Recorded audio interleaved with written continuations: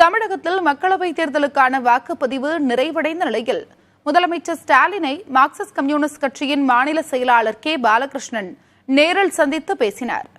சென்னை ஆழ்வார்பேட்டையில் உள்ள முதலமைச்சர் இல்லத்தில் நடந்த இந்த சந்திப்பின் போது தேர்தல் பரப்புரையின் போது அந்தந்த மாவட்ட நிர்வாகிகள் வழங்கிய ஒத்துழைப்பு குறித்தும் தேர்தலில் பதிவான வாக்கு விவரங்கள் தொடர்பாகவும் இருவரும் ஆலோசித்ததாக தெரிகிறது.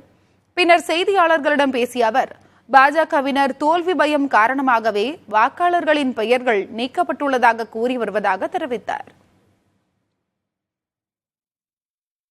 இதுவும் இந்த குற்றச்சாட்டை வைக்கிறவங்களுக்கு நல்லா தெரியும், மாநில அரசு பண்ண முடியாது, அவங்க பர்விக்குள்ள இது இல்லை.